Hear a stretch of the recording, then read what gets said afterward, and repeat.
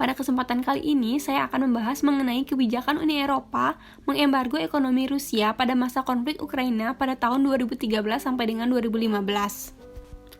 Permasalahan terjadi ketika Rusia ingin mengintervensi Crimea yang merupakan wilayah Ukraina. Keinginan Rusia ini dilatar belakangi konflik domestik yang terjadi di Ukraina, yang mana melibatkan warga keturunan Rusia di Crimea. Di saat yang bersamaan, Uni Eropa yang mempunyai kepentingan dan kerjasama dengan Ukraina menjadi terganggu, dan juga Ukraina masih menjadi anggota Perjanjian Asosiasi Eropa. Jika Rusia berhasil mengintervensi Ukraina, maka akan mengganggu stabilitas kerjasama antara Ukraina dan Uni Eropa. Sebenarnya, Rusia memiliki atau menjalin kerjasama dengan Uni Eropa, di mana Rusia merupakan pemasok gas dan minyak bumi terbesar untuk Uni Eropa. Jika melihat situasi ini, pasti banyak pertanyaan yang muncul. Bagaimana bisa Uni Eropa mengambil kebijakan ini di saat yang bersamaan memiliki hubungan kerjasama dengan Rusia? Adapun faktor-faktornya yang pertama yaitu faktor politik dan kekuasaan. Jika Rusia berhasil mengambil alih Crimea, maka kekuasaan Uni Eropa atas Ukraina akan hilang. Jika hal ini terjadi, maka Uni Eropa dapat dikatakan kalah atas Rusia. Untuk tetap mempunyai kekuasaan, maka Uni Eropa berusaha keras untuk mempertahankan Crimea. Yang kedua yaitu faktor ekonomi. Dengan dikeluarkannya kebijakan ini, hubungan kerjasama antar keduanya yang menjadi sumber pendapatan Rusia berkurang, dan akan berdampak pada perekonomian Rusia, yakni Rusia akan mengalami deflasi. Sehingga hal tersebut menghilangkan kuasa Rusia, dan Rusia akan berusaha untuk memperbaiki permasalahan internalnya terlebih dahulu. Yang ketiga yaitu dukungan NATO.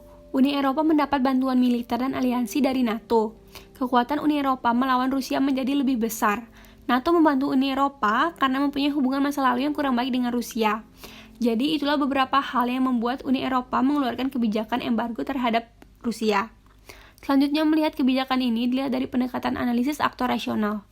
Aktor rasional adalah keputusan yang diambil menekankan pada cita-cita dan tujuan suatu negara yang diambil secara rasional. Dengan menggunakan aktor rasional sebagai alat analisis adalah bentuk Uni Eropa mempertahankan Crimea. Dalam aktor rasional juga memperlihatkan Eropa sebagai aktor yang sempurna.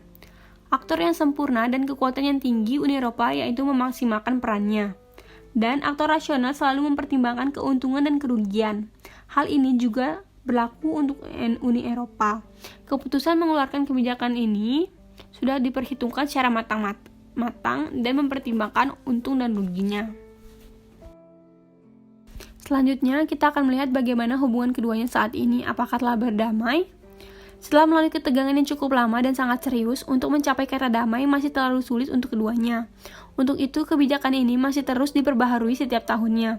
Dan banyak permasalahan baru yang muncul di antara keduanya. Seperti yang baru saja terjadi, Rusia diduga menjadi dalang di balik kematian Kremlin Alexei. Hal ini masih menjadi tanda bahwa keduanya masih sulit untuk berdamai. Mungkin itu saja yang dapat saya sampaikan. Mohon maaf jika terjadi kesalahan baik dalam tulisan maupun ucapan saya. Terima kasih.